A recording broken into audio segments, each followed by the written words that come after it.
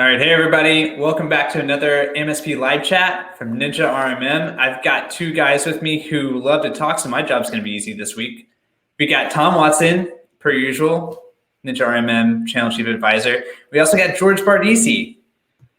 And George, you are the owner of BVoIP, but also your own MSP. Yeah, started BVoIP from an MSP. MSP still going here in suburban Philadelphia. And you have been on the road. Everyone's being locked down. You set out on a mission. You just went 7,000 miles. Yeah, we pulled some vendors together. We rented an RV, more like band tour bus, to be honest. And we decided to hit 7,000 miles, 15 cities, 3 weeks. And America is a beautiful place by car, let me tell you. And I will go a step further and say that we met something like 350 people came out across the 15, parking lot, outdoor type, tailgating style event. All safe, all social distancing, mask, gloves, the whole thing, hand sanitizer. I got plenty of it if you want any. It was a good time, but it was also interesting to see how different parts of the country are doing. Yep. And I love to hear the communication, right, between MSPs in the same areas, experiencing different things, collaborating. There was a lot of, back and forth on how people could work together. There's a lot of back and forth on, how to go, deep end on cloud, to push into either the Azure or the AWS, whatever. There's a lot of security. That seemed to be a constant topic. But generally speaking, one of the things that we took away was that things are really open. They're just open. Like America by television, you would think the whole place is shut down. It's definitely not what you see. So you shut your TV off and venture out safely, and you'll find that things are really open. People are trying to figure it out. People are trying to get creative. And that's what made me feel good, right? Coming off this trip, I felt like, we're in this direction, right? We're not like this. Well, this is interesting to me because, I see, we've all been keeping up. We've all seen all the events everywhere going virtual. And I think I found out about this while you guys were already kind of on the road. But you're using the hashtag Channel Strong. Who was actually the ringleader behind this? Like, how did this happen? It was interesting. So myself and Ken Patterson from PAX 8, we were just kind of joking around, right? They were like, hey, when all the events hadn't shut down yet, and we were talking about hey, if planes aren't going to happen, then we'll just drive, and then all of a sudden be like, oh, I'm on the way, stop and pick me up. And then it was like, maybe we should just rent an RV and we'll just make a trip out of it. And everybody kind of chuckled and laughed, and then we kind of just did it.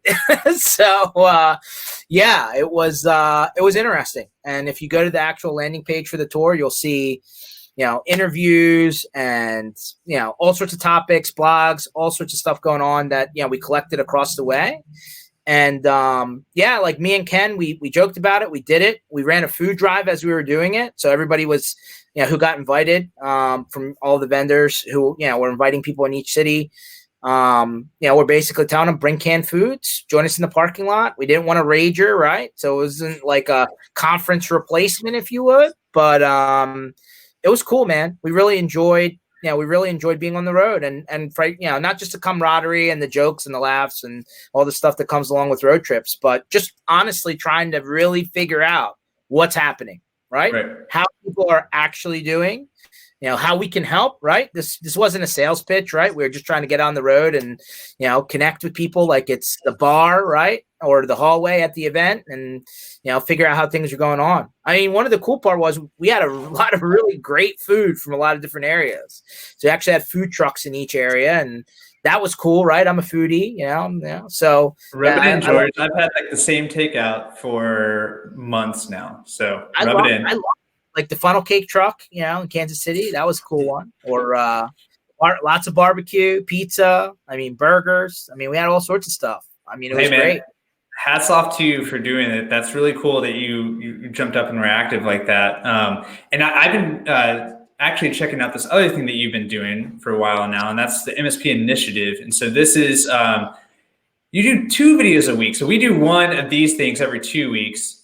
And now you're making me feel lazy because you do this twice a week. And you did some recaps recently I was watching one on Facebook actually, where I was wondering, speaking of hats off, like I was hoping you'd maybe bring the safari hat. Is this your road trip hat? What's going on there? I have to find the safari hat. It's like buried deep in all sorts of boxes like that I have to still filter through after the tour. But no, it was good, right? Msp Initiative, we started right at the beginning of the pandemic, and we just wanted to like bring industry minds together and talk shop, right? No sales pitch, more, hey, how to do this, what makes sense, how are things going, what are you hearing, and just get different views from different people across the industry on what makes sense. And then, of course, from that came, the tour, right? So we're keeping both things, I think, topical. There'll be probably about, a couple dozen follow-up stuff from the tour, and then Msp Initiative twice a week. I mean, it's not hard, man. I got to get on it. Well, it's good stuff. I mean, I've watched some of those interviews, and I was watching before the tour too, and you've always got good guests on. I think they're really cool. So I shared a link to that. Okay, so we got everybody in the door here at the virtual door to talk about pricing, and so we should probably talk about that some too.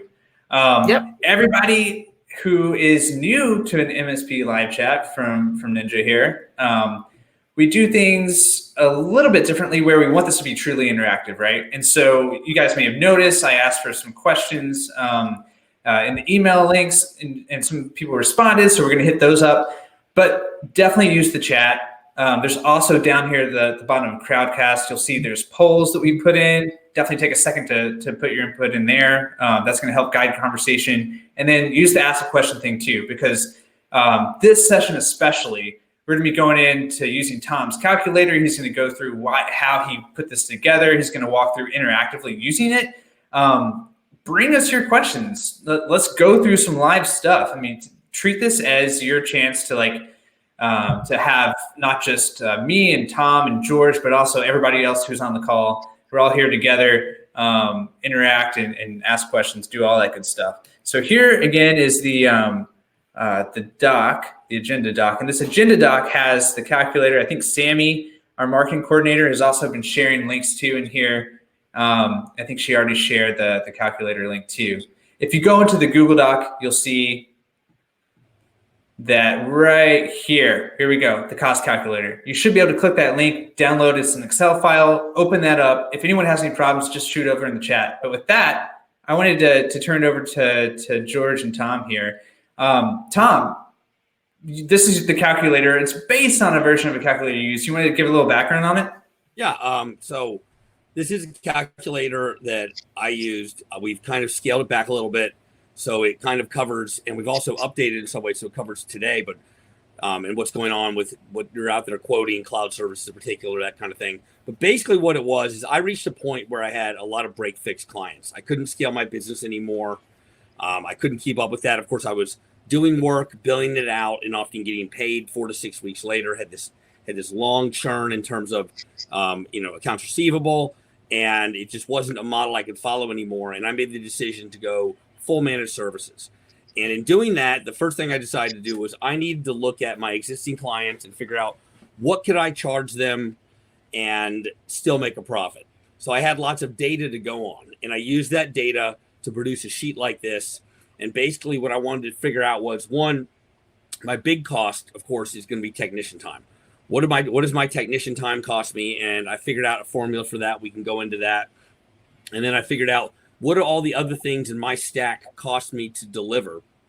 And then what am I going to have to charge to make money off that? And if I have a salesperson involved, what am I going to pay commission on that? And then what does that work out to on a per user and kind of per workstation level, so that I figure out that am I making money on this? And then also I use these sheets ongoing to make sure that it followed my one theory of managed services, which is if I put a client under a managed service contract and I do a very good job of bringing their network up to speed and getting that client on board with new hardware and my ways of doing things, that contract should become more profitable over time. So I use that both to price out managed service agreements and to later on go back and evaluate them, make sure they're becoming more profitable. And it also allowed me to scale my business much faster, because I could say, oh, I have this client A over here, and they're similar to this net new prospect I'm talking about. So let me line them up and see if I can use that same quoting for this other client based on the profitability I'm getting on this contract. So the calculator allows me to look at either an existing client that I want to switch to managed services or a net new prospect and come up with a way to price it out and ensure profitability. But what really matters here, and George can speak to this, is it's that information you put into it. It's going to be those numbers on, how much your technician costs are, and then your licensing costs, and making sure you stay on top of that licensing over time. Yeah, Tom. Go ahead, George. I'm going to hit you right on one of the things you just said. They're only profitable until a certain point when the computers are melting down and you're driving out there, right? I mean, there is a limit to where you got to make sure that you stay within a bubble, or else the math break flips on you, right?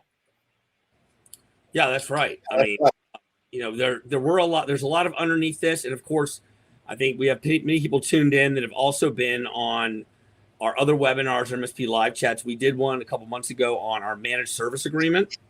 And there's actually going to be another article come out that soon. And that managed service agreement kind of fits into all of this, because you have to have a lot of strict requirements on the clients in terms of the hardware, in terms of the offering.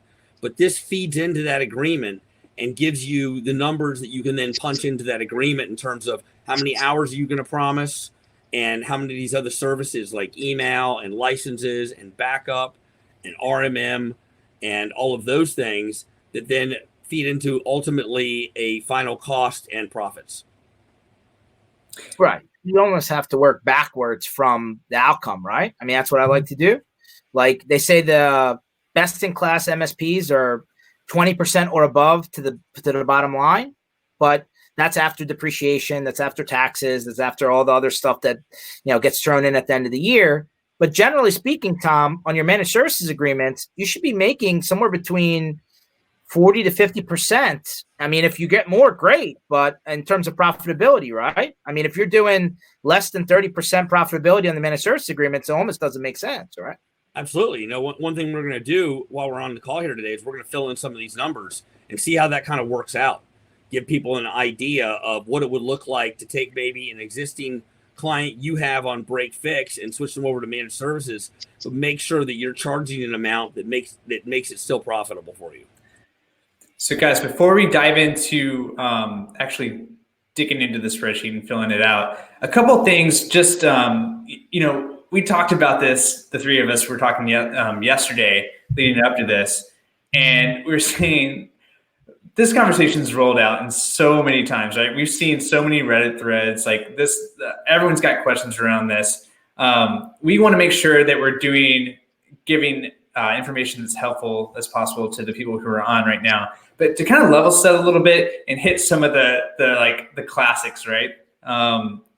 First of all you can eat contracts, that, and maybe the different pricing tiers. Like, should we hit on that kind of stuff a little bit? Like, how do you make those choices? Yeah, absolutely. I mean, one thing I'll tell you is that the ideal, and we're talking about, George mentioned best in class, most at a high level MSP are doing pretty much unlimited contracts. They're doing all you can eat.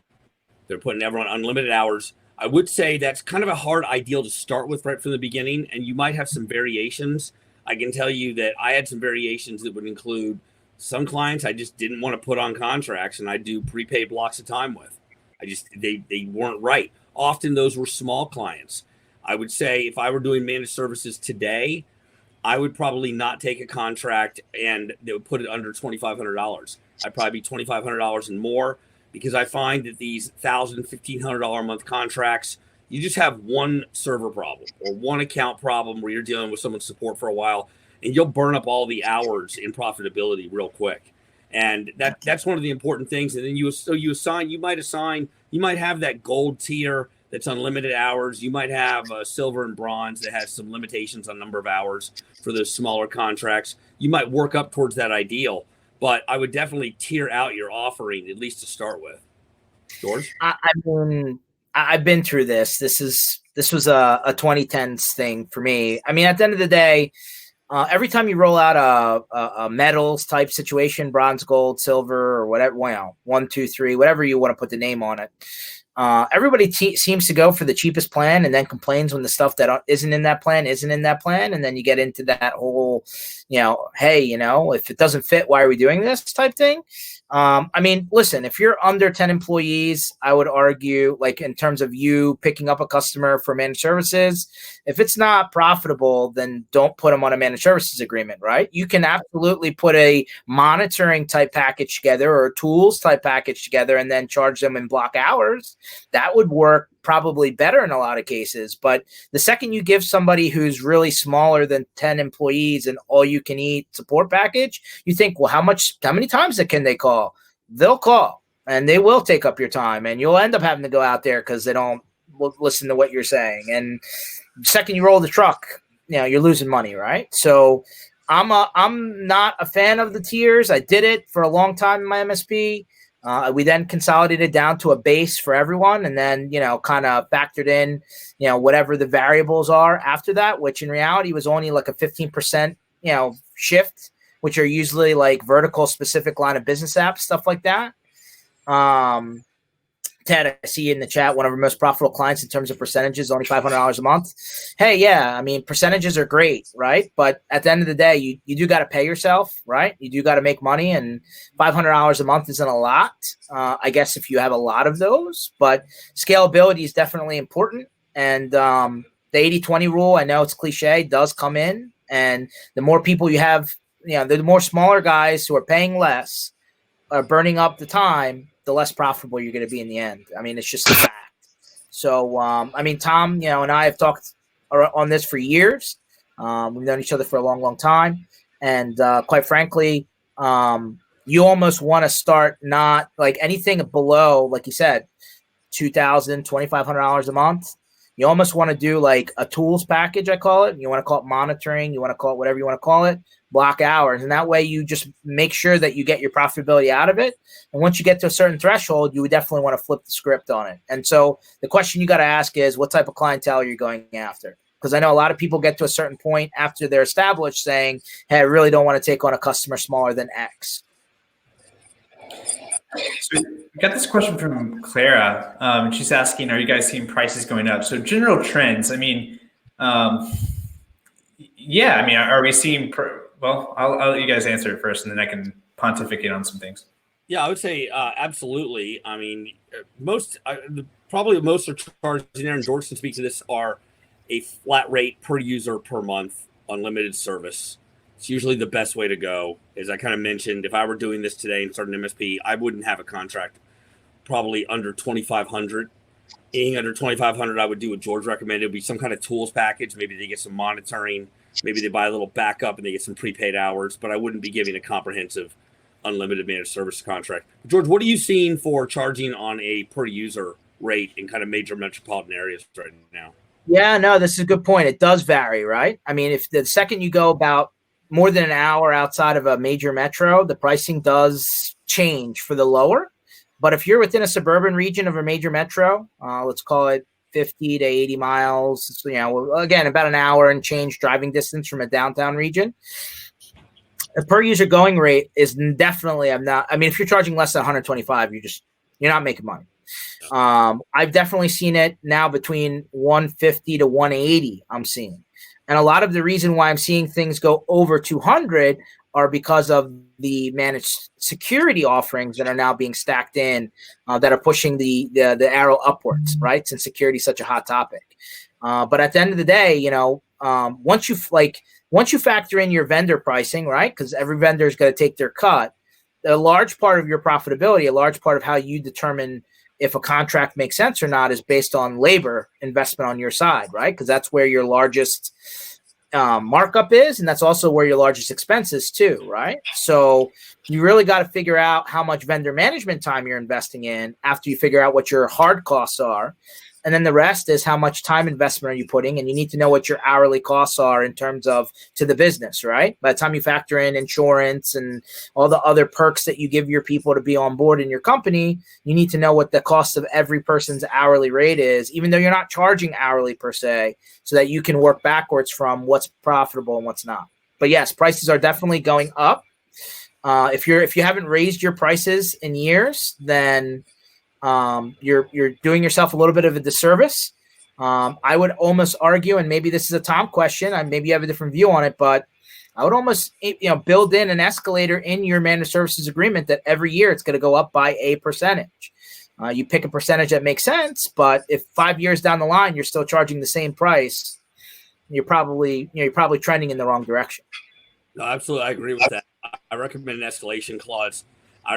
First of all, I recommend 3-year auto renewing agreements, and I don't believe you should renegotiate every year a contract, and you should have in there after the first year it goes up with 5% or 10% or whatever it is, in order that you're protected, and then you also at the end of 3 years you're not having to renegotiate. It's already gone up in value to you, and if someone wants to bring it up for renegotiation, they can, but it's not necessary.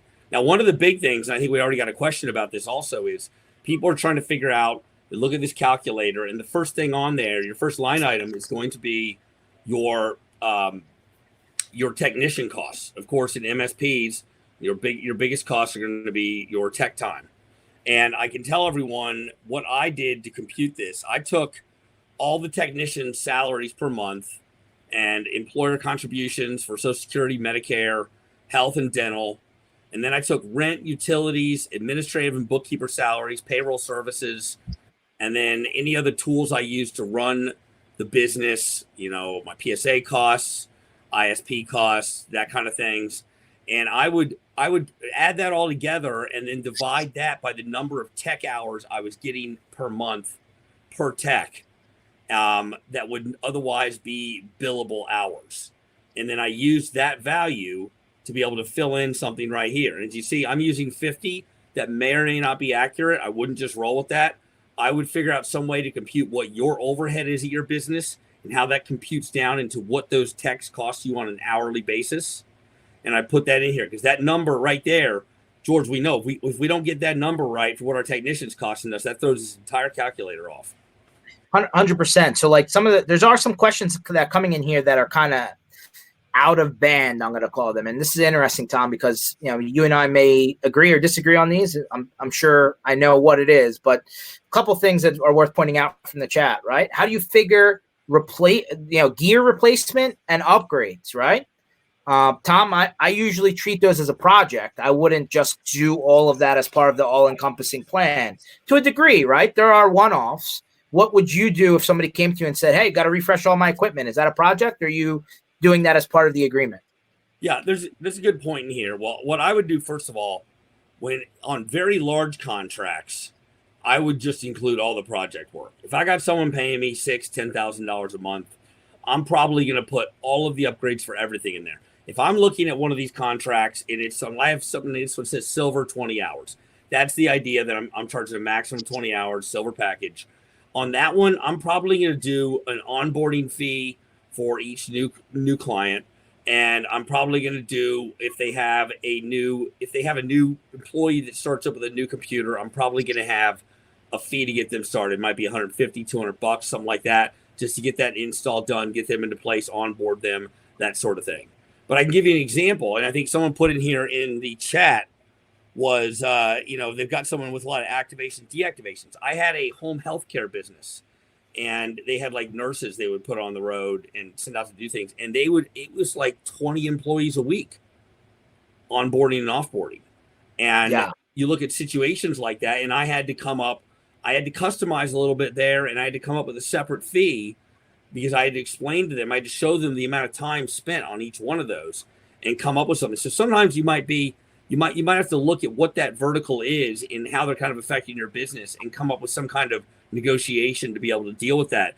But ideally, the ideal managed service agreement to me is, like I said, over 2,500, unlimited hours, and you've got all your numbers in here such that you can figure out that profitability, and you charge a flat rate and you get everything under there. And the actual project work, if you're doing a new server install, big upgrade, you charge that separately.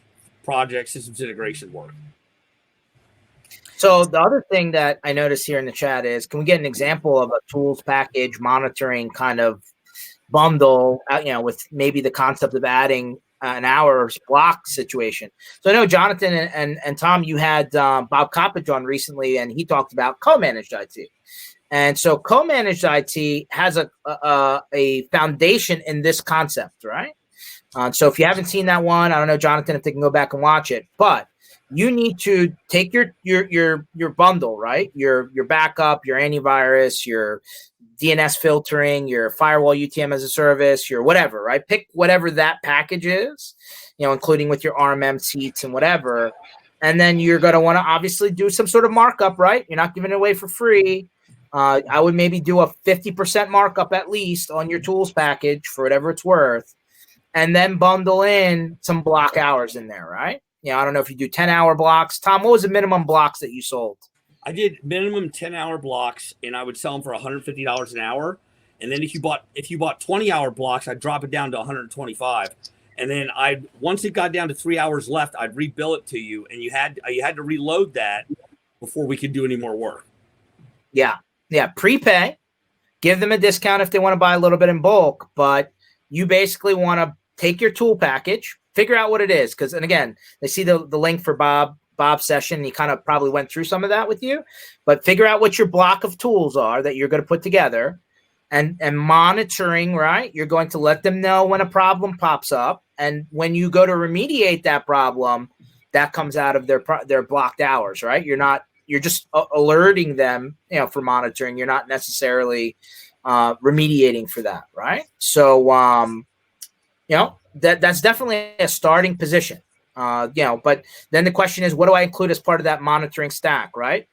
I would include the essentials, right? And I wouldn't get too crazy on different tiers for this package either, right? You don't want the bronze, gold, silver on your tools package. You need to come up with what the tools package is, right? Whether it's MFA, firewall, backup, antivirus, and patching, right? Whatever it is, come up with that package and then offer that as your bundle, as your package. Don't differentiate on bronze, gold, silver. Tom, did you have anything else that you would put as part of the monitoring package? Well, no, I get that up for the monitoring package, but something you said earlier, George, is coming up in the chat now too, is that people are talking about people don't want to pay for certain things, security, et cetera.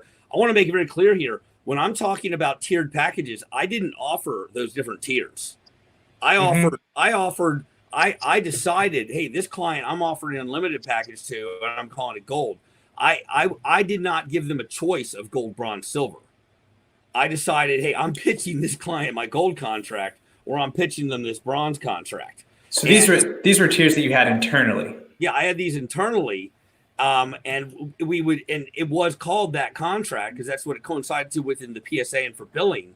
But I didn't show up with 3 different agreements and say, hey, you don't like the security awareness training and all these other things security related. Oh, that's fine. We got this other package. It was, here's our package. You can go with it, or you can go somewhere else, basically, or you can do prepaid hours. I would sometimes have that be a second option, but I do not believe in showing up to clients and giving them the choice of what package they choose. That should be determined by the MSP based on what they need to run their network. Because as you know, they don't know.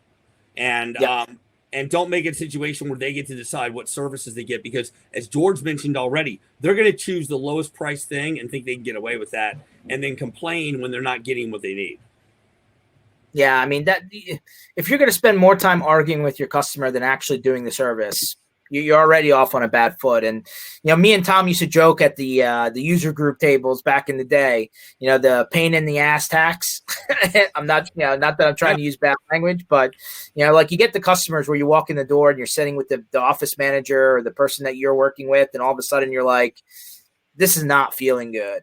Like this person's going to be super high maintenance, no matter how good the network is running.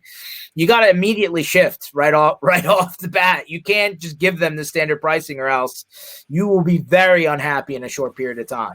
Yeah. The other thing that's worth mentioning is that for the, again, not to keep on piggybacking off of co-manage, but like with co-manage, you have somebody who's running IT internally, not the office manager saying that they're doing IT, like a legit person or persons that are managing maybe a larger org. And that's where your tools package comes in to be able to complement what maybe they're doing, because they don't have all of that on their own, or don't have the time to go out there and figure out what's best in class. But on the smaller customers, right, you're talking about the sub managed services, target customer, right? you're basically doing a watered down version of that. And you're basically saying, hey, listen, I know that you're going to try and do stuff on your own. And then when it breaks, you're going to call me. But, you actually have to, make sure you're limiting the pain as well. Right. So that way you don't get overtaxed. Now, Tom, it's very interesting that, like you have a threat. It's almost like a battle card, right? Like you're going into the sales meeting with a battle card internally saying, here are the thresholds that I'm willing to go through at which price point. And at what point did you and again, I said the pain in the ass, category. At what point when you're sitting in front of people did you say, go, got to shift to gold? Can't do silver here. Well, what it is, and Alexander asked a question in here, and it has to do with this. Are you saying, would you let go a customer because they didn't want to go on a package? Absolutely. I'm not in the business of letting my clients determine what their IT needs are, because if they had that down, they would be handling their own IT. They have called you as an expert. If I'm going in there, I've decided what I need to do to run their service, what I need to charge, and I have the option in front of them. And the only other alternative option I might have besides, say, that gold unlimited might be some prepaid hours. But the fact is if they don't want to do IT my way, I'm not going to do it their way. I'm going to walk out of the situation, because if we already don't see eye to eye in that meeting, and they think, well, we don't need, they're taking my managed service agreement and my pitch, and they're crossing things off of it that they don't need. You've been through that, George. And they're telling you, yeah, well, we're not going to use this. Then I already know that they're trying to nickel and dime me. It's not going to work. I've already determined what they need, and I'm going to stick to that. And I don't know if, George, if that kind of answers your question. 100%, right? You're trying to find out if it's going to be a bad situation as quickly as possible and course correct so that you don't get hurt on the pocket. It's very interesting going the other angle. I was just checking out the questions here. Rob put in, I have a client with 34 users with averaging 150 to 100 hours a month in support. That seems off. That seems high. Just me, I'm looking at it. Are you talking about 5 hours per user at 34 users? Something seems very high there. I'm curious what vertical they're in that you're doing that much time. Is it because there's a standardization issue? Are you duct tape and bubble gumming stuff in order to keep it running? Is it just a high, turnstile, right, with him onboarding, offboarding, right? To me, 150, 170 hours, Tom, that's way outside of the scope for that size customer. Yeah, that's I don't know quite how that works out. The hourly you're making on that cannot be good. That sounds like probably losing money at that point. Well, he's saying, how much should I be charging at that time investment?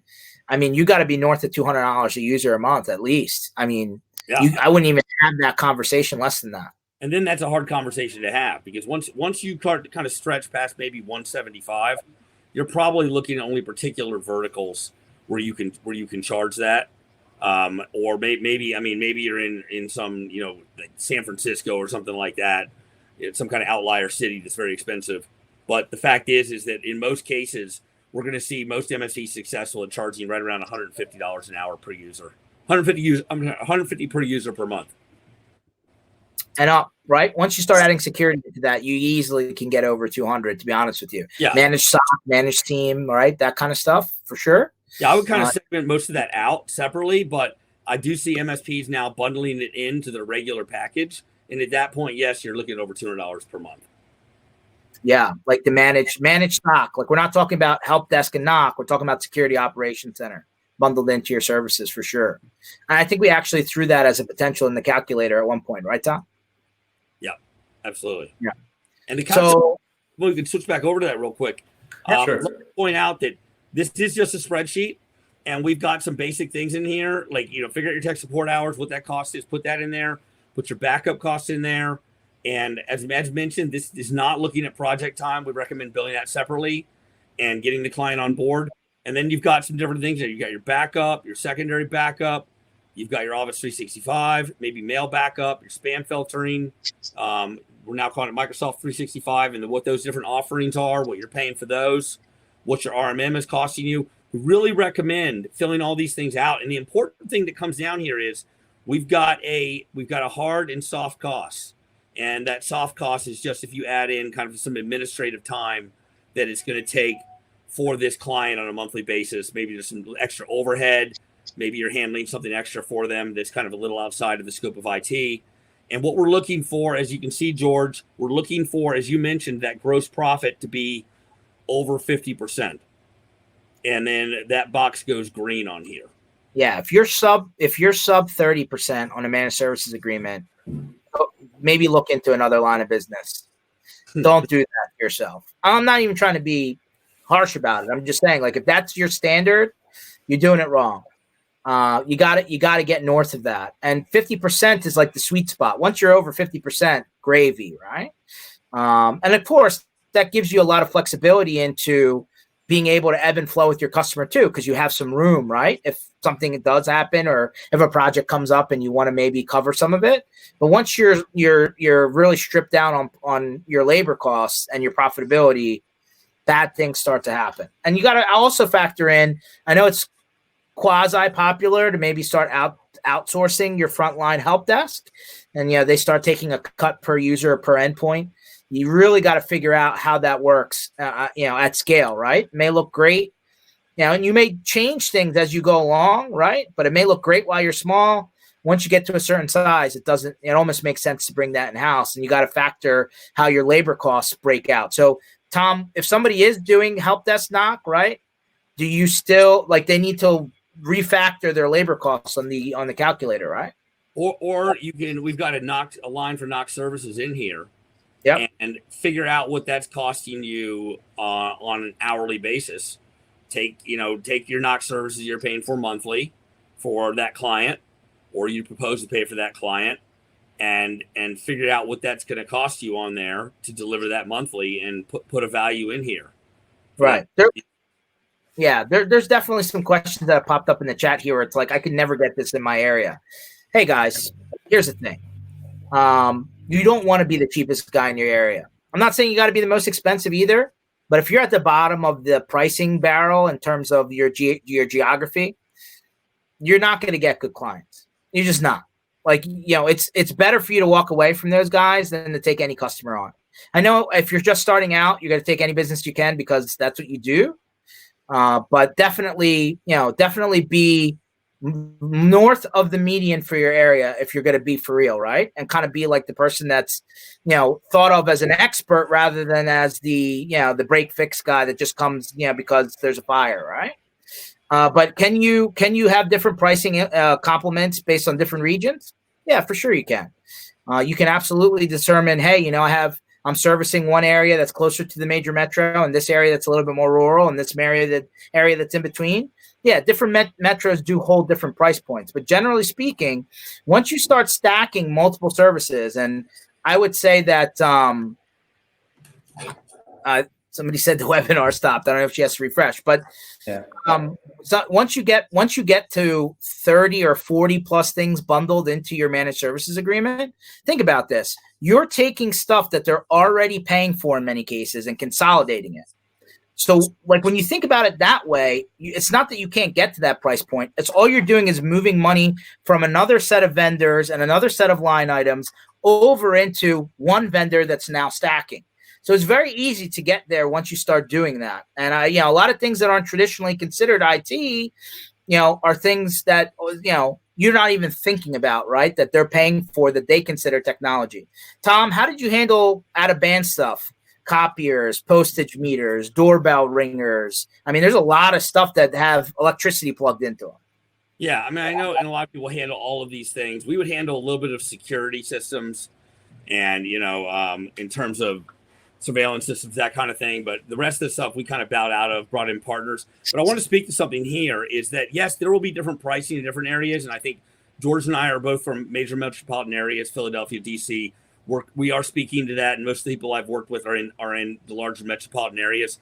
But I want you to think about, if you're charging under $100 per user per month, I want you to tell me how much profit you can really make off of that. Because if you have a cost of $50 to $60 per technician hour, and you burn 1 hour on a user that month, and then you have your Office 365 on top of that, some security awareness training, some spam filtering, and just all the other things, you're quickly at a cost for that user, for you to provide for that user of $85, $95 per month. So that $150 really doesn't look that high at that point. And I'm sure you can charge low. I'm sure you can charge 25 to 40. But my question would be, is that how quickly can you get burned on something like that? and then how much are you ultimately making? Can you scale your business if you're charging under $100 per user per month? Well, Tom, Steve here in the chat says, hey, we're in a rural area, 400 endpoints.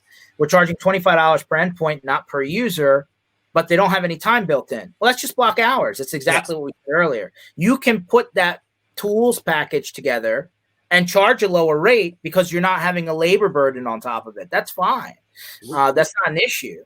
Now, it's when you're including that all-you-can-eat time burn in, that's where all the math starts to get crazy and wacky and could, flip on you, right? So that's number one. Number two, is there a point where it makes sense to charge per endpoint versus per user? Sure, there is, especially with companies that have shift-based workers, right? Like same set of equipment, right? But there's, different shifts of the day. Or once you get to a certain size, like you're going into a school or you're going into like a large warehousing or manufacturing, something like that. Yeah, at some point you could ebb and flow into a per device based, pricing point versus a per user. But I argue some of the tools are going to come back and be per user anyway, right? So you almost have to display it if you're going to break out the per user or the per computer model. You almost need to make sure that you do that from a labor only point, and then add your tool costs on top in order to make sure that you're not underwater on that either. Right, Tom? Yeah, absolutely. And I would say one thing to notice is that this cost calculator is going to be more centered around probably the verticals I went after and people that work in professional offices. And where you're probably law firms, consulting firms of different kinds, professional offices where people make their money working at the computer. The computer's not an extra thing. Like I might have a lower rate, like if I was doing some type of, let's say like a electrician, where yes, they had a number of computers, but the people didn't make their money working at the computer.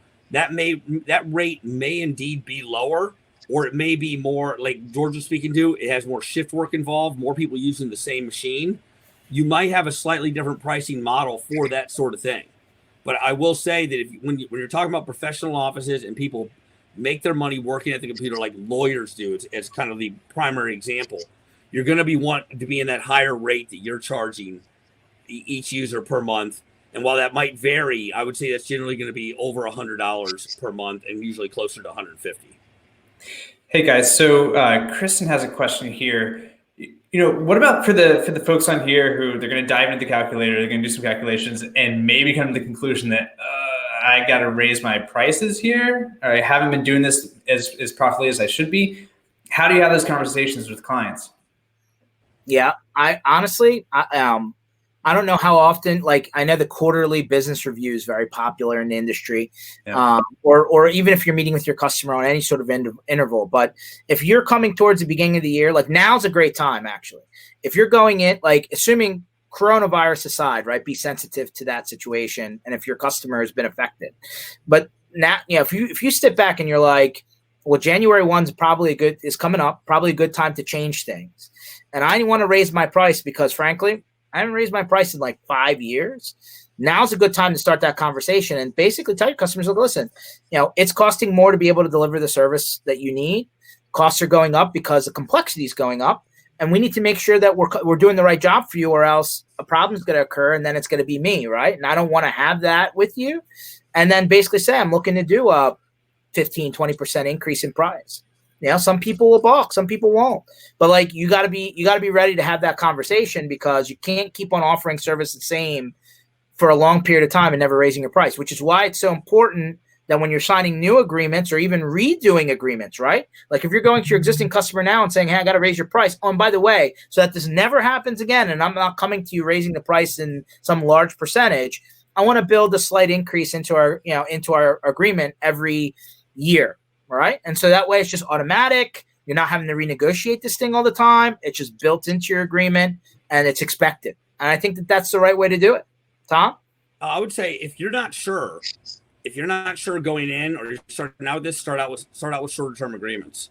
I like 3-year agreements, but I got comfortable with that. If I was unsure, I would often do just a 6-month or a 12-month agreement, knowing that it gives myself the ability to renegotiate that once I saw what their real needs are. And I want to touch on something else too. Someone talked about orthodontic dentists, that kind of thing. I did quite a bit of that as well.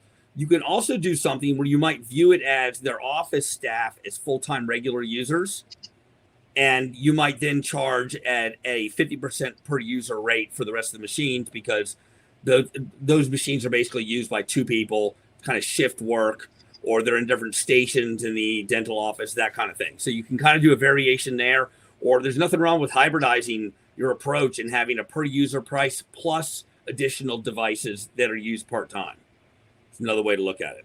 I'm always, it's very interesting though, Tom. I'm sure you ran into it. I hear it all the time. The small medical practice, wherever Tom's located in DC area, by the way, the small medical practice, Brian, sorry, you were asking that question. The small medical practice, like when you start to talk about encryption, HIPAA, compliance, the first thing they say is, I'm too small, they don't care about me. And all of a sudden you're like, well, wait a minute. If you're not doing it right, you're just waiting for the axe to grind at some point, right? The shoe's going to come back and drop on you at some point. Tom, like at what point is the, hey, I need it cheap, I don't want to pay for it. Like, do you walk away from that, or are you doing an exclusion? How did you handle that then? Yeah, if it's real cheap, I don't want to pay that. We don't need all those services. It's either walk away from it, or it's here's the block time. Yeah. And here's a block time plus a limited package. Like I might agree to put my RMM on there, and I might sell them some Office 365 and some antivirus, something like that. Well, and then I mean, make them prepay for that as well. And one thing that maybe we can get into this a little bit later, but I mean, this is spearing into the discussion of security too, and liability, and also even if it's not your liability, the impact on your reputation when one of these guys gets whacked. I mean, there's a huge, yeah. Oh, I mean, listen, the security thing is, you almost can't, like, if you're avoiding it, you're just waiting for, a problem again. Here's the reality, right? You need to figure out what you need to do to protect yourself as an MSP. Make sure your security is in place.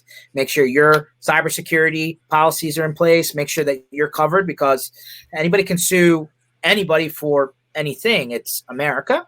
But at the end of the day, when you're going in to talk to your customer, and this, again, good time to do this, right? Because again, the first of the year is around the time where people are starting to budget for this. You need to ask the question, can I see a copy of your policy, please? Can I see a copy of your cyber liability insurance policy, please? And if they don't have one, well, that's a problem. And if they have one and it's Swiss cheese, there's also a problem. It's time to have that conversation. Because if they're not protected, they're going to look at you. Tom? Well, here's my recommendation. I was telling George and Jonathan the other day, I did a lot of lunch and learns last year.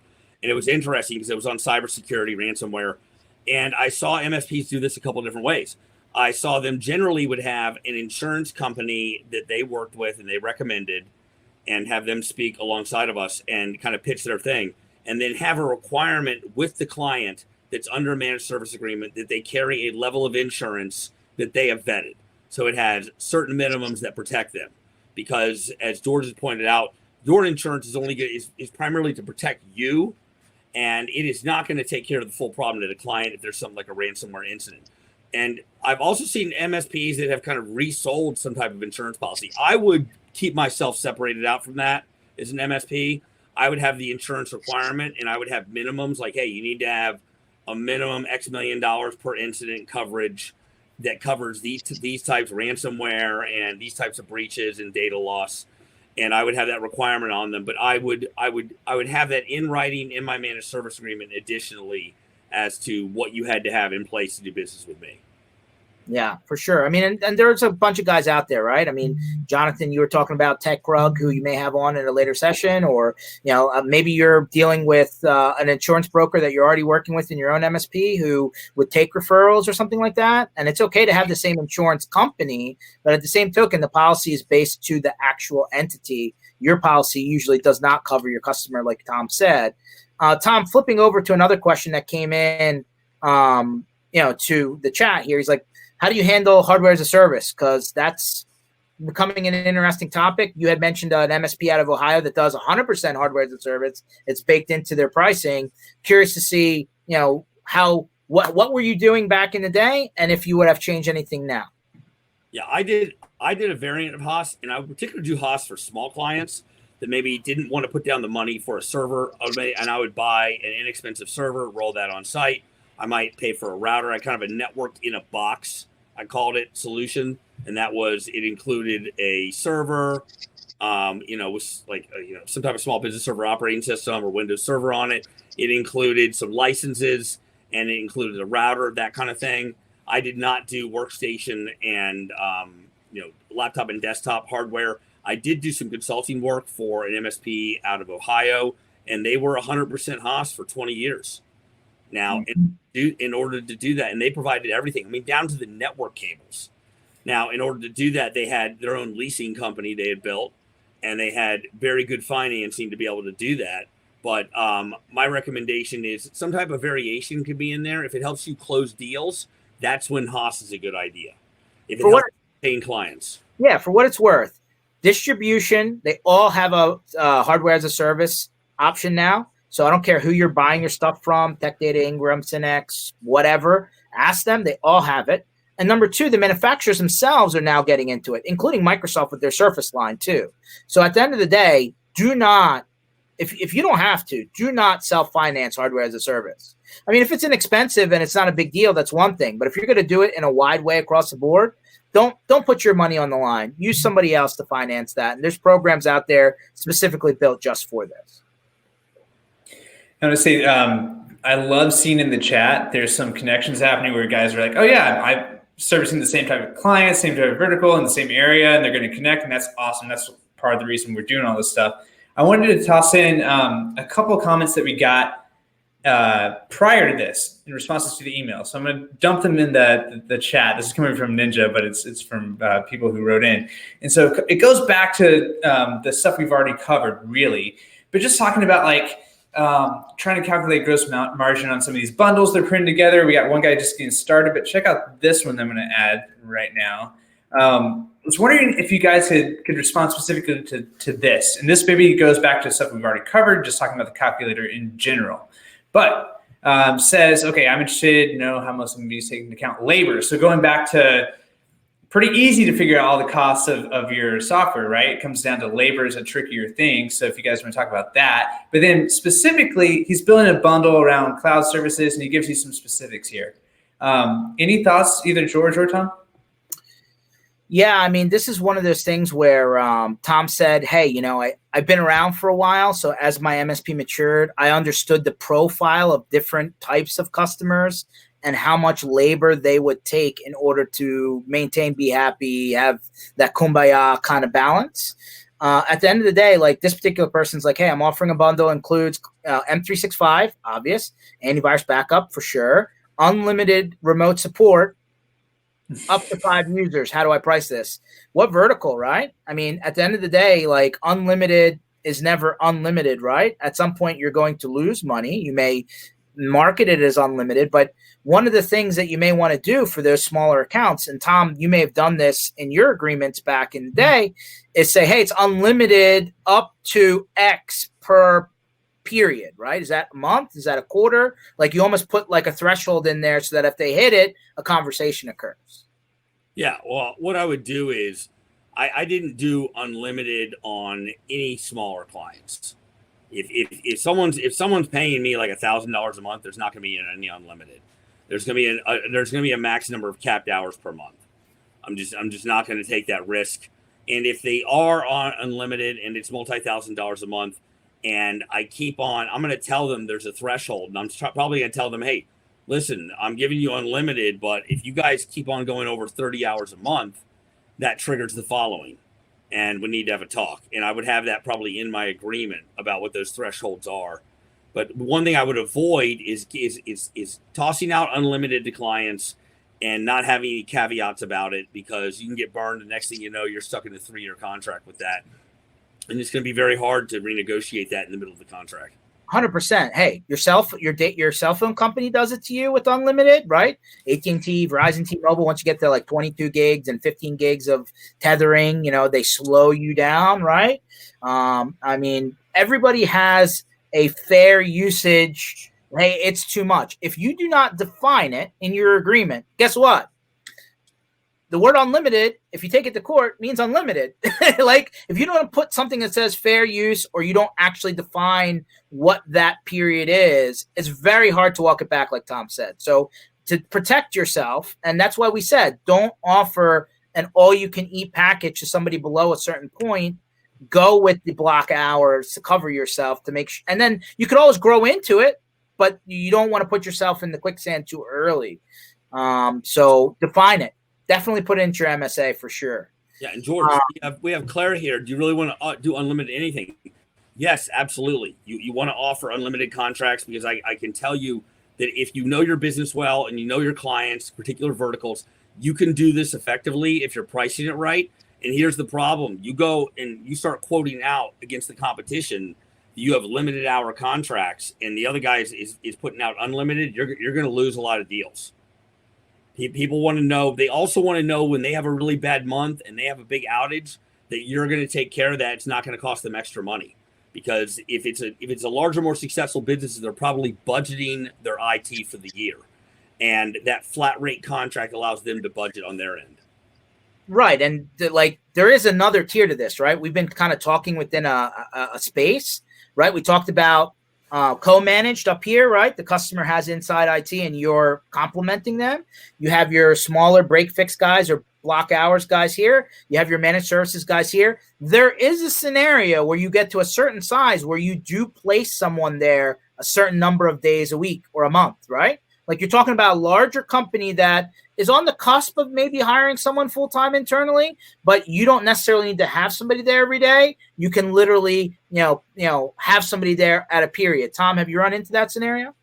Yeah, absolutely. I would have larger IT contracts that were co-managed, and I would place someone at that client site on a certain number of days per month, set hours. And those actually were the easiest to price out because I knew what support needs they were actually going to consume. And I want to point out in here, unlimited is just a buzzword. I can tell you actually, it's never actually, I can tell you 99% of my contracts were actually unlimited. Because I had priced these out properly. I was not getting burned. I was putting in an appropriate amount of money they were paying me per month such that they were always profitable and they truly were unlimited and covered those situations where when clients had problems that we could put in the extra hours because our profitability was high. When you're running over 50% gross profit on a network contract and you're getting paid $10,000 a year on that contract, you can certainly make unlimited claims and it truly be unlimited all the time. Now you might have that threshold in your agreement for that outlier situation that happens. But I'll tell you what, I really never in my last few years as an MSP owner ever had to go to a client and say, you're running over hours and you're unlimited.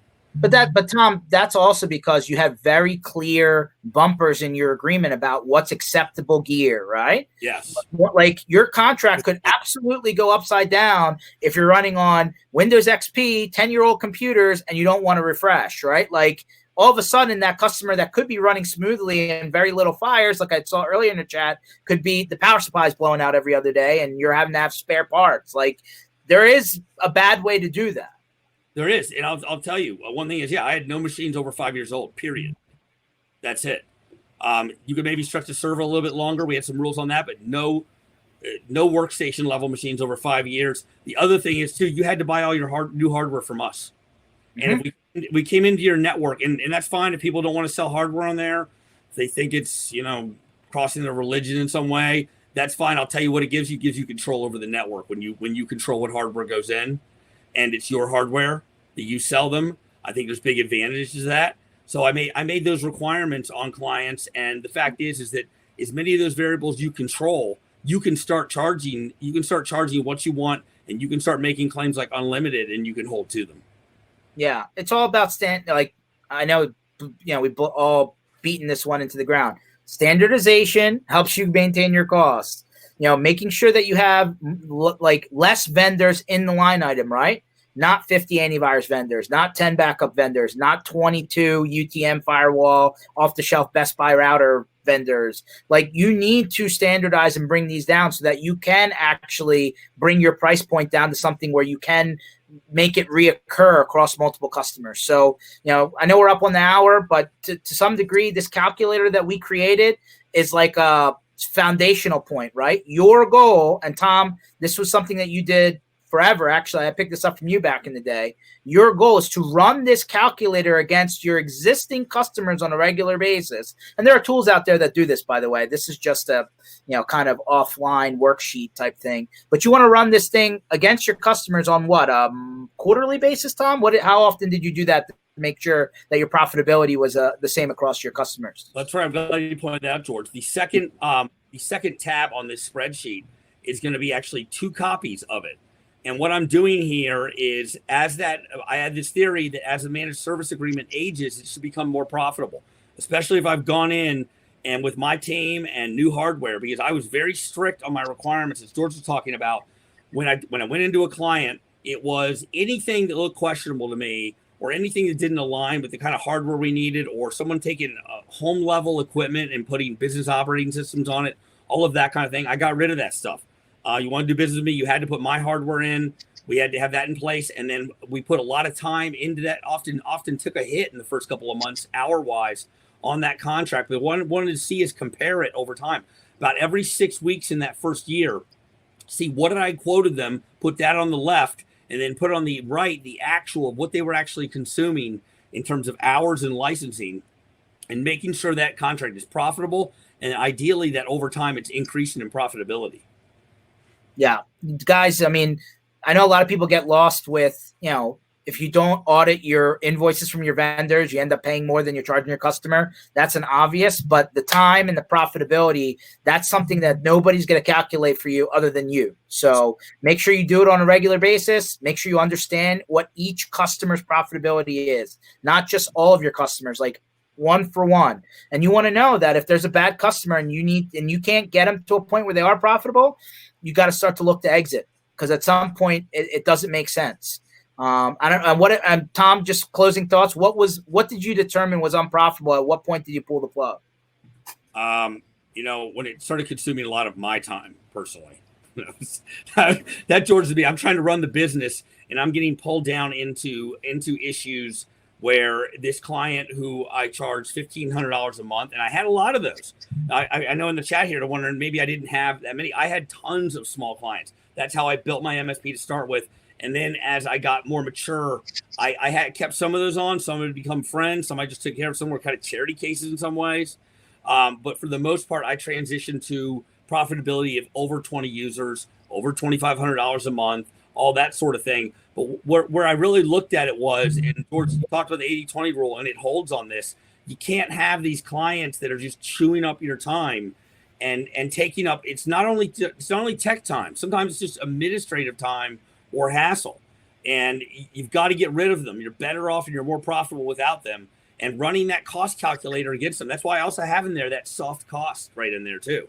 Put a value in there for how much of the time of your dispatcher, your administrative person, are they chewing up. You can have contracts that quickly become that you might as well not have them, and we want to focus in on the ones that are truly profitable, and that's what I use the calculator for. Including how much time you go trying to collect money, and then also including how late they pay you, because money has a cost, right? Well, I wanted to point out, George, too, that I required prepayment before the month started. Mm-hmm. And then if it got to a point where they were like calling for service and they had not paid, I would say, well, we'll send a technician on site for that work, and we'll get a check when we get there. Mm-hmm. That wire. My preference was to ACH whoever I could. I realize it's not ideal for everyone, but I do believe there's always an argument to get paid up front for your services, especially when you look at this stack that everyone's offering now and how many of those things you have long-term relationships with vendors are in contracts where you're on the hook for it. 100%. Jonathan, we could go on for another hour. Obviously, yeah, we could. And you guys have been great. I mean, as you can see in the chat here, it seems like everybody's really appreciated this. I'm also getting messages from our account managers here at Ninja, and they're saying, yeah, customers are asking me for this calculator. So I think we hit on a nerve here. Obviously, this is a great topic. For everybody who's asking about, especially on the smaller side, just getting started, I can imagine on one hand, you come, you listen to this stuff, you see the calculator, you see those high prices, you start hearing about now you're having to demand that your clients have cyber insurance. Like, it can all seem a little daunting, right? But I guess so. Like, we already asked for final words once, but maybe one final word on just some encouragement from you guys, maybe, and like taking some next steps, crossing that bridge. Yeah, I would say, George, go ahead. Go ahead. I'll just say, George and I have been in this game a long time, over 20 years each. And so you are hearing some of that roughness we come at with it. We've gone through being burned. We've gone through the different iterations of IT, and we reached a point. So some of what we're talking about is might be years down the line for some of you. And what I would say is, here's the key thing: know what your costs are, and know you're getting that gross profit over 50%. And even if it is $1,000 a month contract, it might be profitable to you if you know that client really well. And you can control those hours they call, or you can put a cap on it. It can still work out. So don't be discouraged by these numbers. It may well be under $100 per user per month. There are outlier ones where you can do that. They're sharing machines, or you know that client well, or it's a family member. I don't know what it is, but it's something. But don't be discouraged about what we're talking. We're talking about more from an ideal and how we would do it now. And that may not be where you are at this point. What we're trying to get across is that know your costs and have that contract. We've got this cost calculator. We've got this MSA. You combine these two things, and you can ensure that you're profitable on every situation you get into with a client. Yeah, to that point, and to kind of piggyback on Tom, it takes time, right? We get that you can't start off perfect from day one. And we get that in the beginning. You're going to take business on that probably is not great, but you do it because you're new and you're trying to make it work, especially if you're coming out of full-time employment, you're trying to do a business for the first time on your own, whatever it may be. Here's the other reality. It's a good time to be in technology. This whole coronavirus pandemic fast forwarded the technology requirements for many businesses that would have taken 5 years down into 6 months. So I'm just saying it is a good time to be in technology. As much as you can, go cloud first. And as much as you can, go security focused.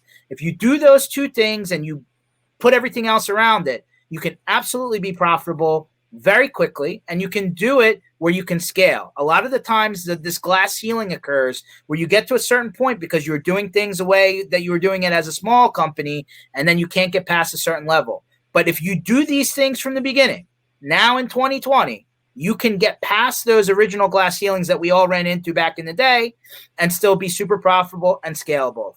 I can't stress that enough. It is a very good time to be in the technology business.